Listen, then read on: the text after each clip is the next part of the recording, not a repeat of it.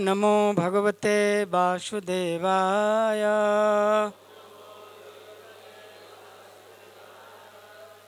ओम नमो भगवते वासुदेवाय।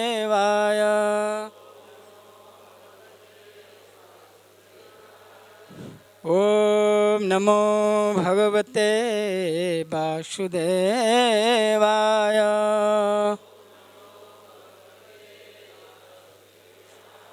नारायणं नमस्कृत्य नरं चैव नरोत्तमं देवीं सरस्वतीं व्यासं ततो जयमुदीरयेत्। नष्टप्रायेषु अभद्रेषु नित्यं भागवत सेवया भगवती उत्तमश्लोके भक्तिर्भवती नैष्ठिकी। श्रील प्रभुपाद की, ग्रंथराज श्रीमद् भागवतम की। तो आज बहुत पवित्र और शुभ दिन है, वामन द्वादशी है और श्रीपाद जी गोस्वामी का भी आविर्भाव तिथि है। तो हम संक्षेप में इस श्लोक श्रीमद् भागवतम का जो क्रम चल रहा है उसका संक्षेप में पाठ करके थोड़ा वामन देव के आविर्भाव के विषय में बोले और थोड़ा सा जी गोस्वामी के बारे में बोले। आज सबके लिए फिष्ट प्रसादम भी है। श्रीपाद भक्ति चारू स्वामी महाराज के व्यास पूजा के उपलक्ष्य में आज सभी वैष्णवों के लिए भंडारा, सबके लिए है ना? सबके लिए है या सबके लिए भंडारा है?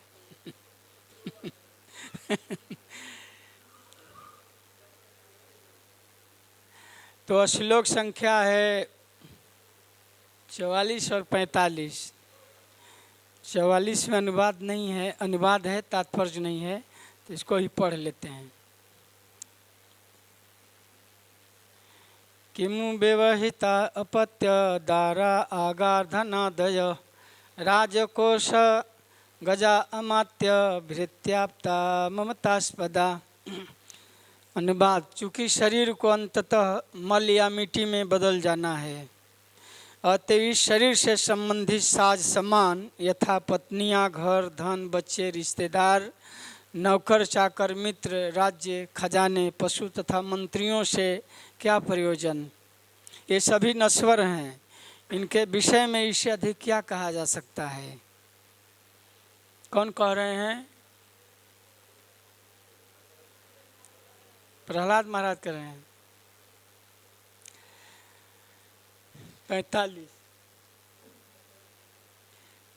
किम, बोलिए किम ये तई आत्मना तुक्षयी सह देहेन नश्वरयी अनर्थयी अर्थसंकाशयी नित्य आनंद रस उदधे। ये विच्छेद है, प्रभुपाद ने विच्छेद किया है, सत्य हो जाएगा। शब्दार्थ: किम, क्या लाभ?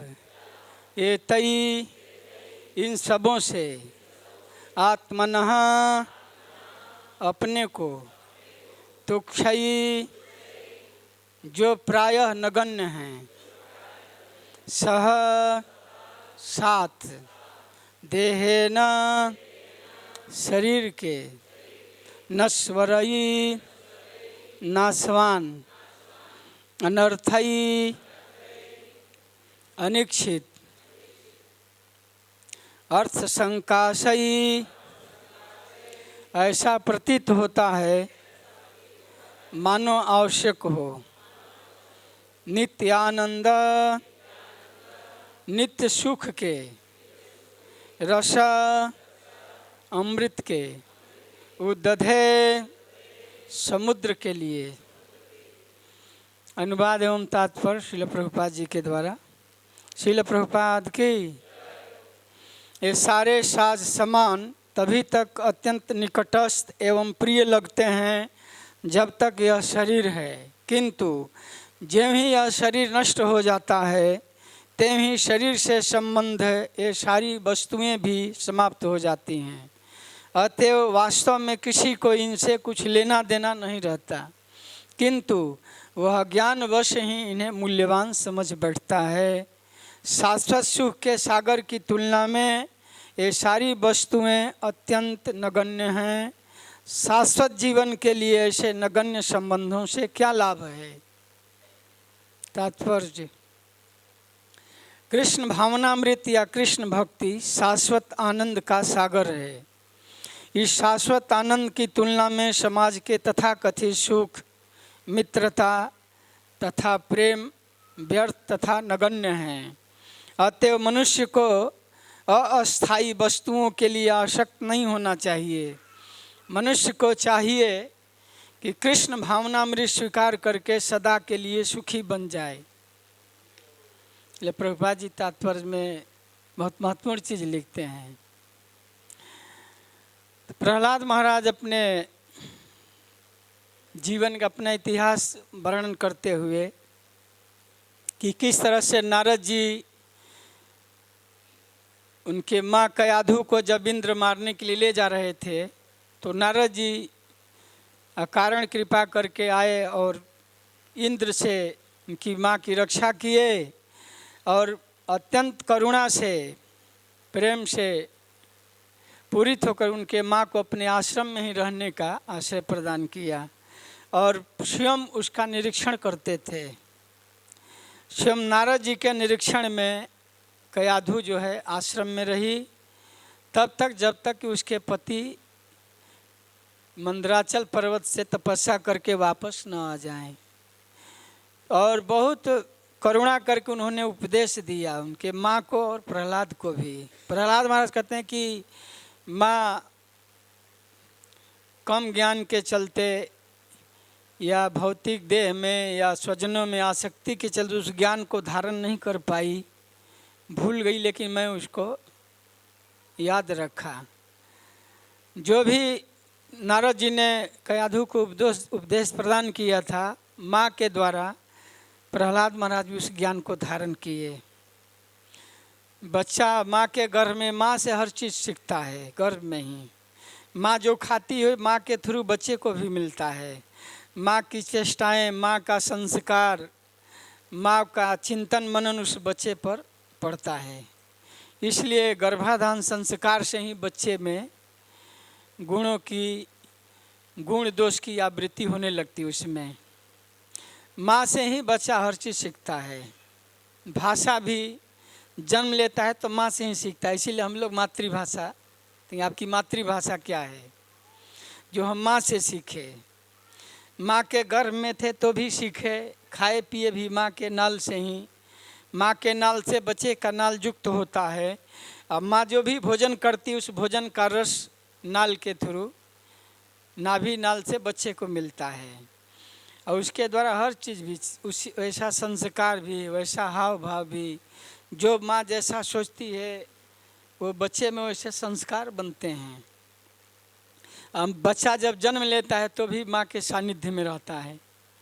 पिता के सानिध्य में हम लोग कम रहे हैं, ज़्यादा माँ के सानिध्य में रहे हैं।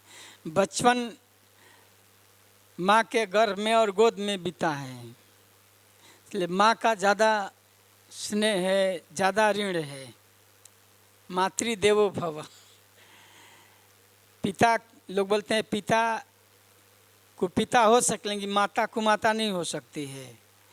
माँ अपने संकट में रह करके भी बच्चे को सुखी जीवन के लिए प्रयास करती है। अपने ठंड में भी रहकर बच्चे को ठंड से बचाती है। अपने आंचल में, अपने गोद में उसको चिपकाए रहती है।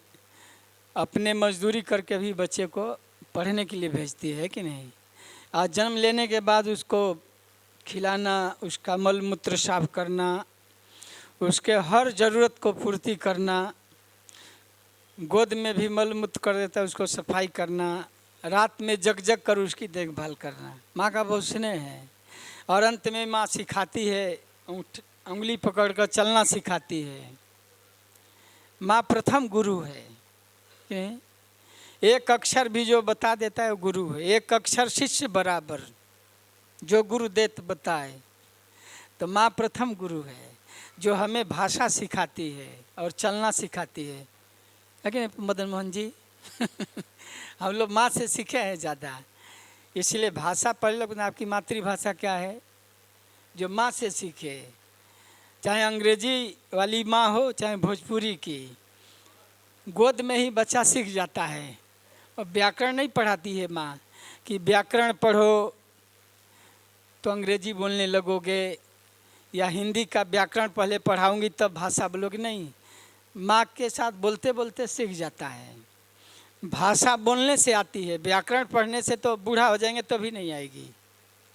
बहुत लोग संस्कृत का व्याकरण पढ़ते हैं, अंग्रेजी का व्याकरण पढ़ते हैं कि हम अंग्रेजी बोलेंगे, उसमें बहुत समय लग जाएंगे। अब वासु घोष प्रभु 3 महीने में संस्कृत बोलने लगे, तो मैं पूछा कैसे बोलना सीखे? तो एक संस्कृत बोलने वाला एक टीचर रखे, उसके साथ बोलते थे, बोलते बोलते जल्दी आता है। हारमोनिया भी ग्रामेटिकल सीखेंगे तो बहुत समय लग जाएगा, ऐसे बजाते बजाते जल्दी आ जाता है। ऐसे बजाते रहिए। ग्रामर में सीखेंगे, ग्रामेटिकल जाएंगे, उसका सूत्र में तो बहुत समय लगता है। तो माँ से हम बहुत कुछ सीखे हैं। और प्रहलाद महाराज माँ से, माँ के थ्रू ही भगवत भक्ति को नारद जी के द्वारा प्राप्त किए। माँ माध्यम थी। से ध्रुव महाराज के लिए माँ ही माध्यम बनी। माताओं का ज़्यादा भक्ति में सहयोग है। कोई भी धार्मिक अनुष्ठान हो, माताओं की संख्या ज़्यादा रहती है, दान देने में भी। कल एक प्रोग्राम में गए थे, यहाँ जो मुंबई से यात्री आए हैं, मुंबई से भक्त लोग आए हैं, तो वहाँ माताएं ही ज़्यादा दान दे रही थी। मैं कहा कि आप लोग अपने लिए रखो बचा करके यात्रा में माना करने पर भी वो लोग दे रही थी। और पुरुष लोग एक आध दो को ही दिया, तो ज़्यादा माताएं माताओं का ज़्यादा ये है। कोई भी कार्य में, यहाँ प्रभुपाद जी को भी फूल से सजाना, ये करना, झाड़ू लगाना, कुकिंग करना, कोई भी त्यौहार में घरों में भी माताएं ज़्यादा भाग लेती हैं। हम लोग के घर में भी त्यौहार होता है तो माताएं ज़्यादा कार्य करते हैं। पुरुष लोग ठंडी में कमल होकर से बैठे रहेंगे, ठंडी लगती। ये माताएं सुबह ही पोतना, बर्तन धोना, आग लगाना, फिर चावल चुनना, दाल चुनना, सब चाहे ठंडी हो या गर्मी। जो माताओं का जो कार्य है 24 आवर्स चालू रहता है। किचन बंद हो जाएगा तो आप उपवास कर जाएंगे। आप कभी हॉलीडे पर जा सकते हैं, या आज काम पर नहीं जाएंगे। अब माताएं हॉलीडे पर चली जाएंगी तो खाना बंद हो जाएगा। ये माताओं का जो कार्य है 24 आवर्स है घर में। अब कोई उत्सव है तो दिन रात जगी रहती हैं। अगर अपने हस्बैंड से कहेंगे ओवर टाइम बनाकर सैलरी दे दो तो नानी मर जाएगी। और माताएं कहेंगे कि घर में जितना काम की हूँ उसका ओवर टाइम बना करके दे दो, तो सारा सैलरी भी जाएगा तो भी नहीं होगा। लेकिन हम लोग चाहते हैं कि माताएं घर में केवल बैठी ही रहती हैं, क्या करती हैं। हम देखे हैं हमारे पिताजी जब घर खेती से काम करके आते थे, बोलते आप लोग दिन भर बैठी रहती हो, कुछ करती नहीं। हाँ, घर में सब बैठी रहती है, घर में बहुत काम है। तो कयाधु ने बहुत तप किया और अपने पुत्र प्रहलाद के जीवन के लिए, सुखमय जीवन के लिए, भक्तिमय जीवन के लिए तो नारद जी के आश्रम में रह करके भगवत भक्ति का ज्ञान प्राप्त किया। और साथ में प्रहलाद महाराज को भी वो ज्ञान प्राप्त हुआ। और उसने संकल्प लिया कि अपने बच्चे के रक्षा के लिए, प्रहलाद के रक्षा के लिए वो वहाँ आश्रम में रही जब तक उसके पति आ न जाएं। ले लगभग 100 वर्ष तक रखी ना। कहाँ गए पंडित जी? आपको आगे बोला था, पीछे भाग गए। 100 वर्ष तक रखे ना प्रहलाद महाराज। प्रहलाद महाराज के लगभग 100 वर्ष। बोलो हाँ या नहीं। पंडित जी हैं, उनको बोला था कि यहाँ रहना, जब मैं भूलूंगा तो आप बताना। तो लगभग सुखदेव गोस्वामी तो 16 वर्ष है, कहीं 12 वर्ष है। लेकिन प्रहलाद महाराज सबका रिकॉर्ड तोड़ दिए। लगभग 100 वर्ष तक गर्भ में ही रहे। कयाधु ने कहा कि जन्म नहीं दूंगी, अभी तो मेरे ऊपर ही संकट आया था, नारद जी की कृपा से बच गई।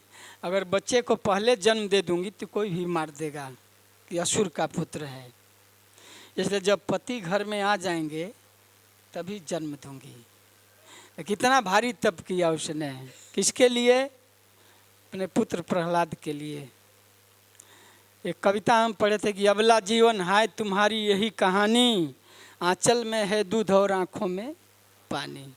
अबला जीवन है तुम्हारी यही कहानी, आंचल में दूध है।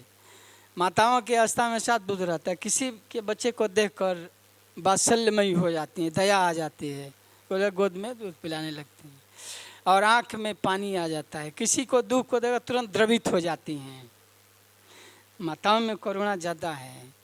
तो अपने पुत्र के लिए कयाधु ने इस तरह से 100 वर्ष वानप्रस्थ जीवन व्यतीत की, वनचारी बनकर रही आश्रम में।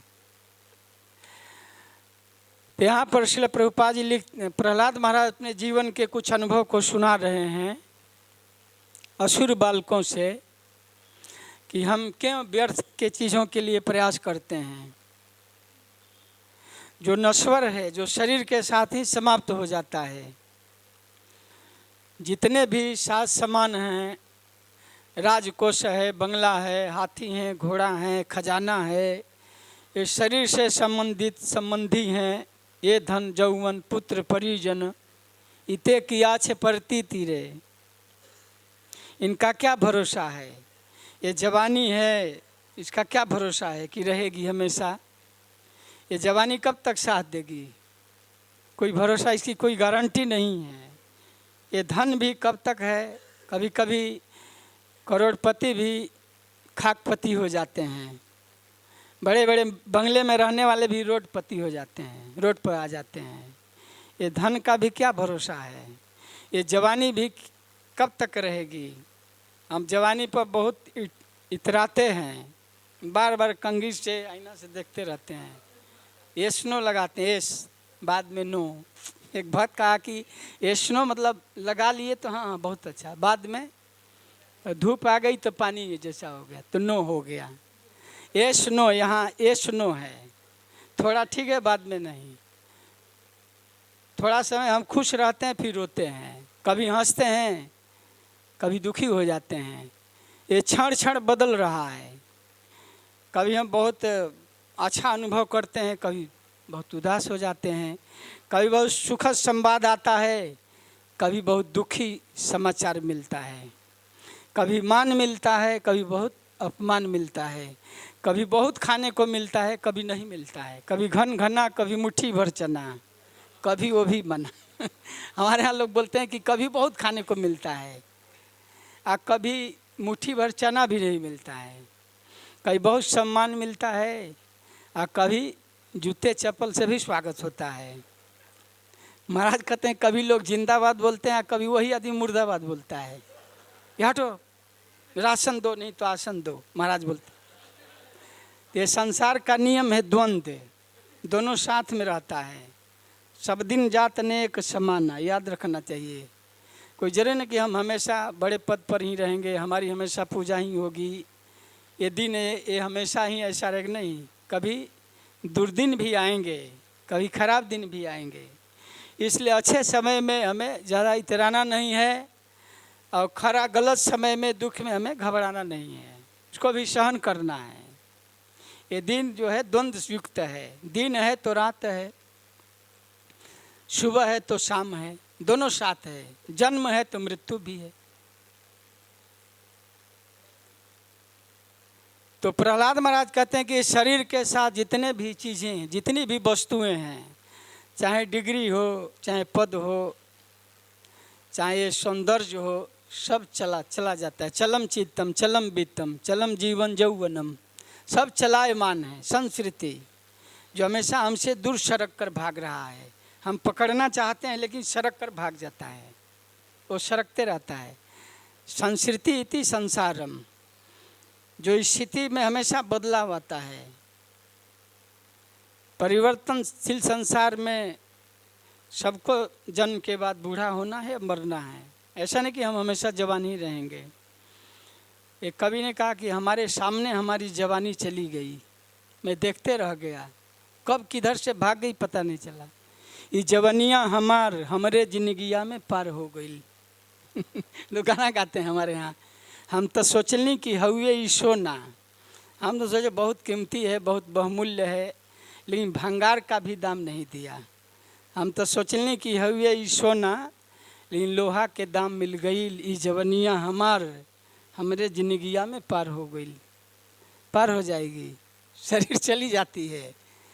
अरे ये तो क्या है, लोग बोलते हैं कि खैर कोई बात नहीं, जो भी हो, बच्चे नहीं साथ देंगे तो स्त्री तो है, घर में बुढ़िया है वो तो साथ देगी। अरे कोई नहीं साथ देगा तो हम बूढ़े बूढ़ी घर में रह जाएंगे, क्या भरोसा है। जब ये नारी ही साथ नहीं देती है तो नारी क्या साथ देगी, साथ देगी। डॉक्टर बोलता है नाड़ी बंद हो गई है, लोग नाड़ी देखते हैं, नाड़ी बंद हुई। जब नाड़ी ही साथ नहीं दे तो नारी क्या साथ देगी, कोई साथ देने वाला नहीं है। हम अकेले आए हैं, अकेले जाएंगे। हमारे यहाँ भोजपुरी में गाना लोग गाते हैं कि जाए के अकेले बा और झमेल कौन काम के, क्यों इतना झमेला पाल कर रखे हो, जाना तो अकेले है कि जीव अपने कर्म का पाप पुण्य का अकेले भोग करता है, इसमें दूसरा कोई बांट नहीं सकता है। ऐसा नहीं कि हम थोड़े अपने पाप कर्म को बच्चों में बांट देंगे, स्त्री में बांट देंगे, संबंधियों नहीं, हमें अकेले ही उसको भोग करना है। प्रहलाद महाराज असुर बालकों से कहते हैं क्यों चिंता करते हो, शरीर मिला है तो इसके अनुसार सुख दुख वैसे ही आ जाता है। जैसे हम बीमारी के लिए कोई दवाई नहीं लेते हैं, कोई टॉनिक नहीं लेते हैं, नहीं कोई कहता है कि डॉक्टर साहब हमें बुखार होना अच्छा लगता है, बुखार दे दीजिए, तो मैं बीमार होना चाहता हूँ कोई दवाई दे दीजिए। कोई बीमार नहीं होना चाहता लेकिन बीमारी आ जाती है।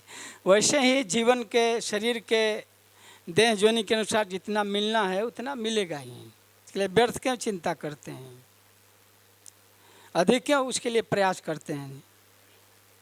हम अपने बहुमूल्य आयु को व्यर्थ और दुर्लभ वस्तु को प्राप्त करने के लिए लगा देते हैं, खो देते हैं। जो नहीं प्राप्त होने वाला है और दुर्लभ, उसके लिए भी जो मिलना है, जितना मिलना हो तो मिलेगा। जैसे दुख बिना प्रयत्न किए मिल जाते, यथा दुखम अजत्नतः। प्रहलाद महाराज क्या कि है असुर बालकों, कैसे दैवा देह जोगे न देही नाम, प्रलयन कैसे है पंडित जी, देह जोगे न सुखम आत्यंतिकम दैवा, देखा सही में पंडित जी हैं। सुखम आत्यंतिकम दैवा देह जोगे न देही नाम, सर्वत्र लभते दैवात यथा दुखम अजत्नतः। अजत्नतः हम जत्न नहीं करते हैं दुख के लिए, कोई दुख के लिए प्रयास करता है, हर आदमी सुख के लिए प्रयास करता है। धन कमाना, घर बनाना, शादी करना, नौकरी। मुंबई में आके बोलते कि पहले नौकरी खोजो, फिर झोपड़ी, फिर छोकरी। अरे क्या है, नौकरी नहीं मिलेगी तो नहीं आगे काम नहीं बढ़ेगा क्या। नहीं, पहले प्रभु जी अपने पैर पर होते हैं। अभी किसके पैर पर हो, लोग बोलते हैं पहले अपने पैर पर हो जाए। अभी क्या दूसरे के पैर पर हैं क्या हम तो अपने पर ही हैं, अपने पर ही रहना है, दूसरे के ऊपर कोई नहीं रहता है। अपने पैर पर हो जाएंगे तब ये करेंगे। तो क्या बोल रहा था, तो हम प्रयत्न करते हैं सुख के लिए लेकिन दुख आ जाता है। प्रहलाद महाराज कहते हैं कि जिसको जो भी शरीर मिला उस शरीर के अनुसार सुविधा असुविधा दोनों मिलता है, क्या चिंता करते हो असुर बालकों, चिंता मत करो। और जो मिला भी है वो चला भी जाने वाला है, शाश्वत नहीं है। जो भी है हमारे पास वो भी जाने वाला है, इसलिए उसमें ज़्यादा रच पच कर नहीं रहना है, ज़्यादा उसमें आसक्ति नहीं पालना है। यही समझना है कि हम यहाँ के मालिक नहीं, लोग बोलते हैं हम मेहमान हैं। हम घर के मालिक नहीं हैं, हम क्या हैं, अब मेहमान हैं। जो कुछ मिला है थोड़ा समय के लिए हमको भगवान ने धरोहर रूप में दे दिया है, कि इतना समय थोड़ा संभालो। जैसे हम लोग बाथरूम जाते हैं तब बीट बैग बोलते हैं प्रभु जी बीट बैग रखिए मैं आता हूँ। अब बाथरूम गए, बीट बैग हमें दे दिए, अपना पर्स दे दिए, मोबाइल दे दिए, यह नहीं कि वो हमारा है। उसी तरह भगवान कुछ वस्तुएं हमें दिए हैं संभालने के लिए, टेक केयर करने के लिए। लोग बोतल पर लिख दें, क्या लिखते हैं, बहुत सारे लोग आजकल लिख रहे हैं बोतल पर ICO हैं, केयर ऑफ लिखते हैं, CO सी ब्रैकेट वैसे ही ना लिखते हैं, केयर ऑफ माने आपको केवल संभालना है, आप चौकीदार हैं। भगवान ने इस जगत का आपको चौकीदार बनाया है, लेकिन हर आदमी बोलते हैं हम मालिक हैं, हम मालिक हैं। क्या मालिक हैं? क्या लेकर आए थे? महाराज परम पूज्य राधा गोविंद महाराज को बोलते हैं कि आप क्या लेकर आए थे कि आप मालिक हैं? एक अंडरवियर भी लेकर आए थे हैं? इतना गुमान क्यों है? काहे गुमान कैले बा? जब आपको अंडरवियर पर भी अधिकार नहीं है, अंडरवियर भी दूसरे का ही बनाया हुआ है, दूसरे का ही है, तो हमारा क्या गुमान है? लोग बहुत धन पर गुमान करते हैं कि मैं बहुत धन है, मैं ये हूँ वो हूँ, लेकिन सब जो कुछ भी है ये सारे साज समान तभी तक अत्यंत निकटस्थ एवं प्रिय लगते हैं जब तक यह शरीर है। किंतु जब ही यह शरीर नष्ट हो जाता है तब ही शरीर से संबंधित सारी वस्तुएं समाप्त हो जाती हैं।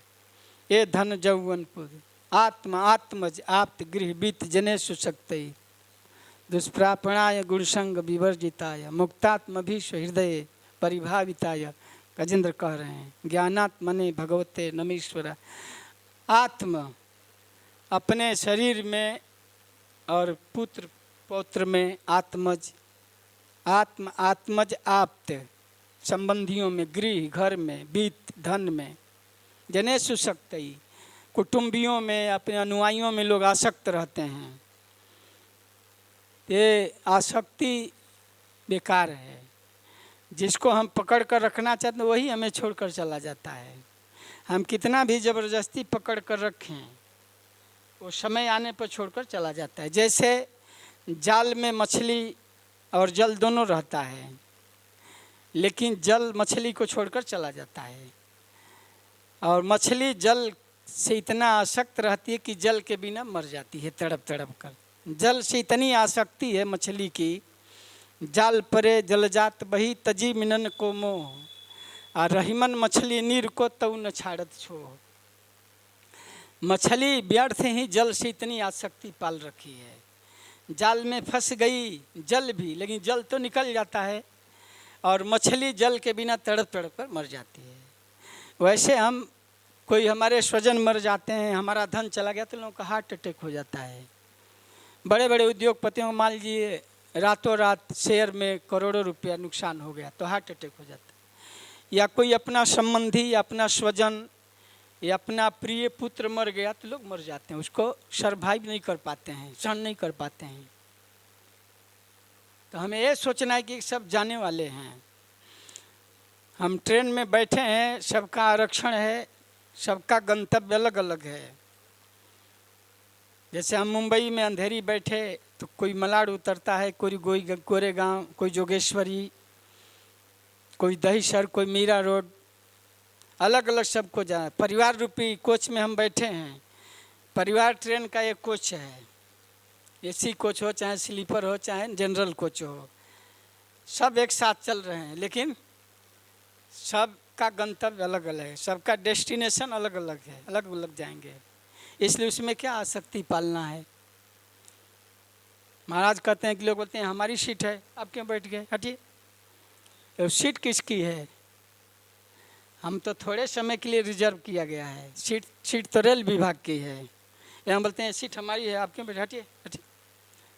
एक बार हम और राधारमण महाराज आ रहे थे बिहार से कालिका मेल में, जनरल बोगी में, दिन भर का सफ़र था।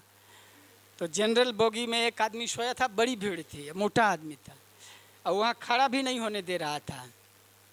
आगे बढ़िए तो राधारमण महाराज कहे कि जनरल बोगी इतनी भीड़, आप सोए उठ बैठो। तो हाथापाई होने लगा। मैं थोड़ा दूर था, जोर से डांटा वहीं से तो फिर डर गया और बैठाने लगा, फिर भय से प्रीत करने लगा, फिर बिन भय हो ही न प्रीत। और पहले खड़ा भी नहीं होने दे रहा था। कभी कभी हम लोग का रिजर्वेशन नहीं होता है तो ट्रेन में यात्री लोग खड़ा भी नहीं, यहाँ क्यों खड़े, आगे बढ़िए, हटिए। अरे भाई, खड़े होने में तुमको क्या परेशानी है? क्या पूरी ट्रेन खरीद लिए हो? सीट थी, ठीक है, रिजर्व है तुम्हारी। हम लोग का रिजर्वेशन तो हम लोग तो बैठा लेते हैं, क्या ये बैठे बैठे। वो लोग सोचते हैं पता नहीं साधु है कि ढोंगी है कि क्या है, लुटेरा है कि क्या। ऐसे आजकल शंका भी रहता है ना कि जहर खुराने वाला है। तो हर चीज़ जो है, हम परिवार रूपी कोच में बैठे हैं, उतरना अलग अलग है। इसलिए प्रहलाद महाराज कहते कि उसमें उतना आसक्ति मत पालो, एक दिन सबको जाना है, अलग अलग सबका गंतव्य है।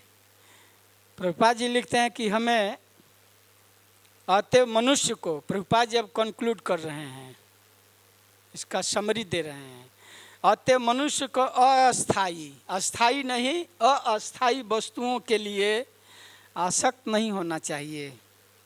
मनुष्य को चाहिए कि कृष्ण भावनामृत स्वीकार करके सदा के लिए सुखी बन जाए। जिन वस्तुओं से हम सुखी बनना चाहते हैं उससे हम सुखी नहीं हो सकते हैं। तातल सैकत बारी बिंदु सम सुतमित रमनी समाजे। और घर में, परिवार में, मित्र में, संबंधियों से हम सोचते हैं हम सुखी हो जाएंगे। जैसे तप्त बालू में प्रदेश में आप जा रहे हैं, प्यास लगी है, एक बिंदु पानी हो। इस संसार मृग मारीचिका की तरह है, दिखाई देता है कि पानी है लेकिन पानी नहीं है। दिखाई देता है कि अब सुखी हो जाएंगे, अब सुखी हो जाएंगे, लेकिन वो दूर भागते रहता है। मृग मारीचिका में क्या होता है, दिखाई देता है कि अब आगे ही पानी मिलेगी, लेकिन वास्तव में है नहीं। प्रभुपाद जी लिखते हैं कि इसमें हम सुखी नहीं हो सकते हैं। सुखी होने के लिए अगर कोई कृष्ण भावना भावित हो जाता है तभी वो सुखी हो सकता है। संसार के किसी भी उपाय से, किसी भी साधन से, किसी भी वस्तु से, कितना भी आप विवेक लगा लीजिए, कितना भी वैज्ञानिक आविष्कार कर लीजिए। आजकल वैज्ञानिक लोग आविष्कार कर रहे हैं कि हम बुढ़ापा को रोक देंगे, मृत्यु को रोक देंगे। ऐसे वैज्ञानिक लोग झूठा प्रचार कर रहे हैं कि हम लोग ऐसा आविष्कार कर रहे हैं दवाई कि लोग मरेंगे नहीं। ऐसा थोड़े नहीं हो सकता है। आविष्कार करने से पहले वही मर जाते हैं, अधूरा रह जाता है आविष्कार हो गया उनका तो वामन देव का जो आविर्भाव प्राकट्य तिथि है, भगवान वामन देव माता जीति के गर्भ से उपेंद्र, इंद्र के छोटे भाई के रूप में आए। पूर्व काल में पिष्णी सुतपा के रूप में 12,000 वर्ष तप किए थे दंपति। पिष्णी सुतपा, पिष्णी गर्भ के रूप में भगवान आए। उनके तपस्या से प्रसन्न होकर भगवान कहे कि आपको क्या चाहिए, आप क्या चाहते हैं, क्यों इतना भारी तप किए? 12,000 वर्ष शीत धूप बर्फ में रख कठोर तप किए थे। तो कि मैं आपके जैसा पुत्र चाहता हूँ। भाई इतना भारी तप किए, क्या चाहिए आपको? आपके जैसा पुत्र चाहिए। तो भगवान कहे कि मेरे जैसा तो कोई है नहीं, मैं ही हूँ, मेरे जैसा मैं ही हूँ। भगवान के जैसा कोई उपमा नहीं है, और कोई नहीं हो सकता है। क्या श्रृंगार वहीं वर्णो राजा, वहीं के श्रृंगार वहीं पे छा जा।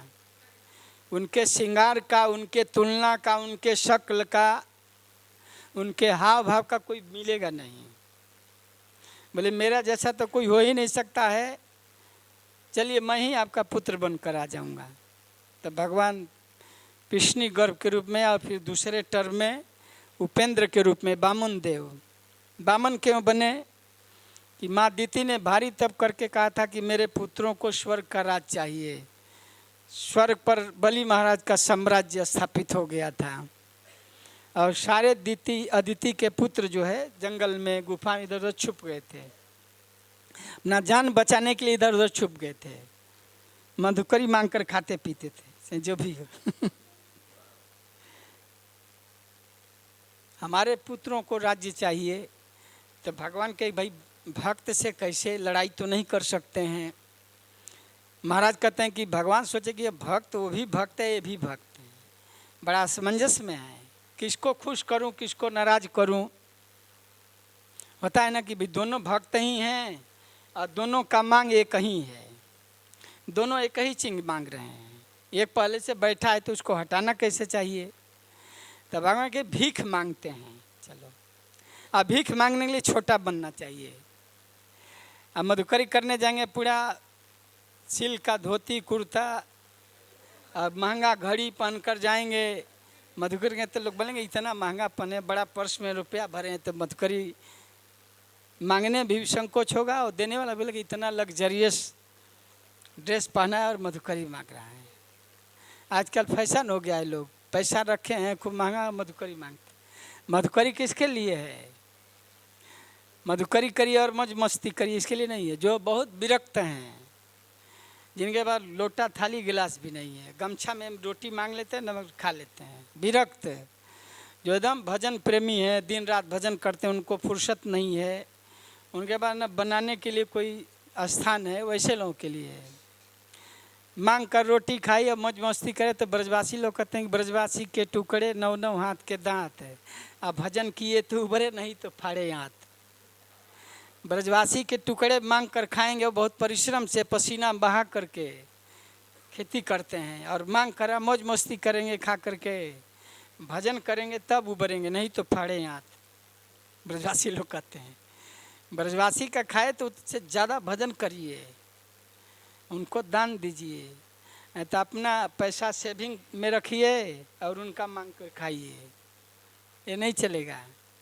उसने हमारा पैसा थोड़ा बचत हो जाएगा, मांग कर खा लेंगे। देने के लिए आना चाहिए ना, ब्रज में दान करना चाहिए कि नहीं। हम ब्रजमंडल परिक्रमा देखिए, एक घर में तो सब लोग उसी घर में छूट जाएंगे। तो राधाराम महाराज ने कहा कि अनाउंस करिए कि एक घर में 2 आदमी 1 आदमी जाएं। जिस घर में रोटी पकते लाइन लग जाती थे, उसका सारा रोटी खेती में ले जाना, उधर सब हो जाता। तो दिमाग लगाना चाहिए। तो भगवान को भी मांगना हुआ, इसलिए छोटा बनकर आए। याचकता हूँ को गए 52 अंगुर गात। भगवान को भी मांगना हुआ तब 52 अंगुर 52 हो गए, 52 का 52 अंगुल गात। मर्सिडीज कार में जाएंगे मधुकरी करने के लिए, BMW कार में। बेलगांव हम गए थे तो एक भक्त अपने घर में आमंत्रित किए थे, क्या नाम था प्रभु जी का, BMW कार लेकर आए थे। तो हम थे राधा श्याम सुंदर प्रभु, तो हम फ्रंट सीट में बैठे, पीछे तो आगे लिखा था BMW सीट में। तो मैं कहा प्रभु जी BMW है? तो हाँ प्रभु जी। मैं कहा मुझे तो साधारण ही लग रहा था। हाँ प्रभु जी BMW रखा हूँ, ये भक्तों के लिए, महाराज लोगों के लिए सुना, मैं तो बाइक में घूमता हूँ। फिर नीचे लिखे थे body mind wealth in the service of Krishna, ऐसा लिखे है ना। वो BMW का मीनिंग किए थे, B से बॉडी, M से माइंड और W से wealth. Body mind wealth in the service of Krishna. तो मैं कहा कि आप ही वास्तव में BMW हैं, you are really a BMW, because you are utilizing everything, your wealth, health, सब कुछ भगवान के सेवा में लें, तो आप BMW में। Body mind wealth in the service of Krishna. तो लाइन करंट कट गया, कहाँ से लिंक कर रहा था? हाँ, छोटा बनकर गए। BMW में जाएंगे तो गड़बड़ हो जाएगा, छोटा बनकर जाना चाहिए। भीख मांगने के लिए भेख बनाना पड़ता है। देखिए भीख मांगने वाले क्या करते हैं, मकर संक्रांति के मेले कांट पर सो जाते हैं, कांटा के ऊपर, या शरीर में ऐसा घाव बना लेंगे, वो बनावटी लगेगा कि हो गया है, या हड्डी फ्रैक्चर कर लेंगे नकली रूप से। भेख बनाएंगे तभी ना लोग देंगे। या अपने को जमीन में से गाड़ लेते हैं। हम लोग मकर संक्रांति के मेले में देखते थे, कांटा है उस पर सो जाते, तो लोग देते हैं उसको पैसा। तो भीख मांगना है तो ऐसा भेख बनाओ। तो भगवान को भी वैसा भेष बनाना पड़ा, छोटा बनना। इसीलिए मांगना बहुत बुरा काम है, मांगना नहीं चाहिए। मांगने वाला आदमी हमेशा छोटा रहता है। हाथ भी नीचे रहता है, देने वाले के ऊपर रहता है। ये कि लोग त्रिलोकी को भी, लक्ष्मीपति को भी मांगना हुआ तो छोटा बनना पड़ा है, इसलिए मांगना नहीं चाहिए। परम पूज्य राधा गोविंद महाराज मुंबई में थे तो विरार में प्रोग्राम चल रहा था, तो महाराज गेस्ट हाउस में गए, सत्यनारायण उद्धव हरि मिलने के लिए महाराज से गए। तब मिल कर आए तो मैं कहा कि महाराज क्या बोले, कुछ मैं सोचा महाराज जरूर कुछ बोले होंगे, कुछ उपदेश दिए होंगे। तो मैं कहा कि महाराज क्या बोले, तो बोले महाराज कहे सत्यनारायण जी कैसे आना हुआ, तो बोले कि असीम कृष्ण प्रभु का विरार में कथा है, कथा चल रही है। तो महाराज चुप हो गए, फिर बोले कि संतोष रखना चाहिए, मांगना नहीं चाहिए, कोई दे तो माना नहीं करना चाहिए। तो मैं कहा कि महाराज बहुत अच्छा चीज़ बोले, इसी को आप लोग इस सूत्र को हमेशा याद रखो कि संतोष होना चाहिए, मांगना नहीं चाहिए किसी से कि इतना दक्षिणा देंगे, इतना पैसा देंगे तो हम आएंगे कीर्तन। बहुत लोग पहले से सट्टा लिखा लेते हैं कि इतना पैसा देंगे तो हम आ सकते हैं, तो नहीं आएंगे। ये सब नहीं होना चाहिए। तो महाराज के मांगना नहीं चाहिए, और सामने वाला दे रहा है स्वेच्छा से तो माना नहीं करना चाहिए, ले लेना चाहिए। तो मैं कहा कि ये सूत्र महाराज ने बहुत अच्छा दिया है तुम लोगों के लिए, तुम लोगों को डिमांड नहीं करना चाहिए कि इतना हमको मिलेगा, हर रोज़ 1000 मिलेगा। तो भगवान भी देखिए मांगना है तो कितना उनका अस्तित्व एकदम ये हो गया। गए यज्ञ मंडप में तो गए तो बहुत तेज, भले छोटा बालक लेकिन भगवान है ना, तो उनके मुखमंडल से तेज निकल रहा था, बहुत तेजस्वी ब्राह्मण।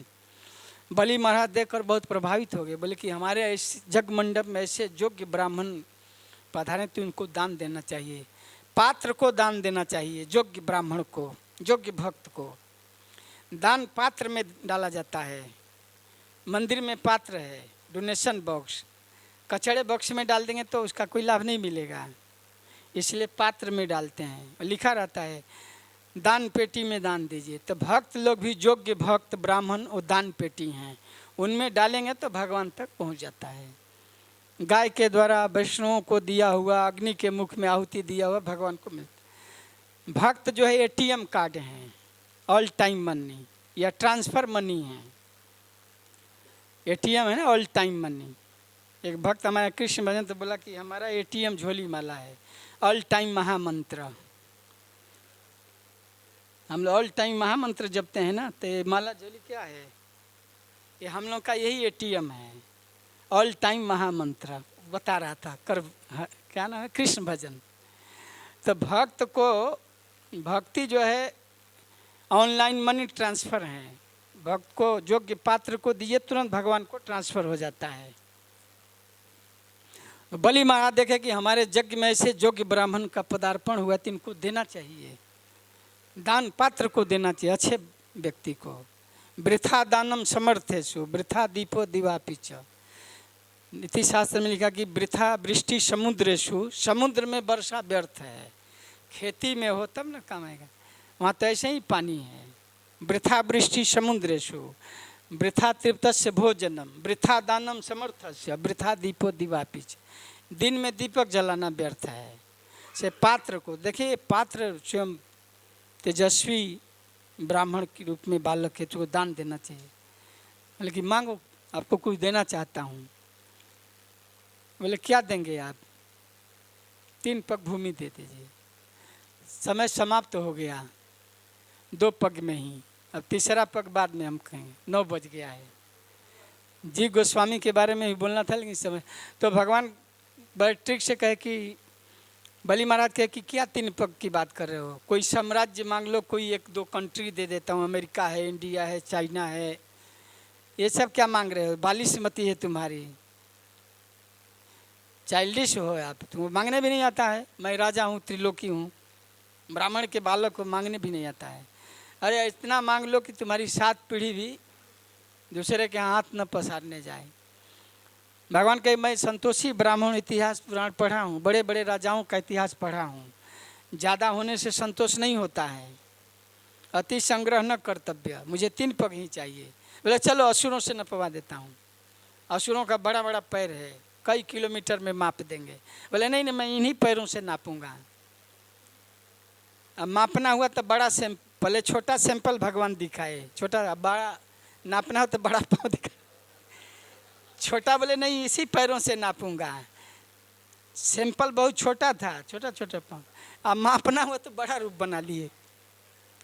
से बनिए लोग क्या करते हैं, अनाज लेने के लिए जो बटखरा रखते हैं वो ज़्यादा रहता है।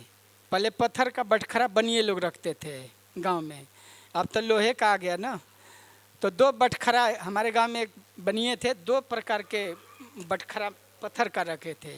गाला खरीदना होता था तो थोड़ा ज़्यादा वजन उसका था, आधा केजी ज़्यादा था, और देना होता था तो थोड़ा कम वाला से। तो लोग जान गए थे, हटो वो वाला बटखरा लाओ।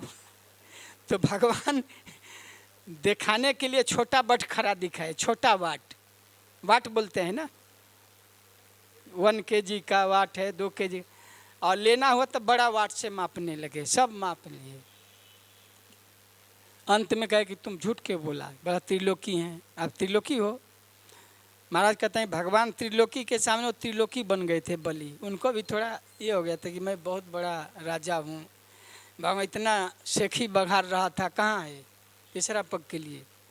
भगवान कहे कि इस पर बलि महाराज के यहाँ रख दीजिए। आप गीता में कहे ना कि क्षेत्रमिति विधीयते, शरीर भी एक क्षेत्र है।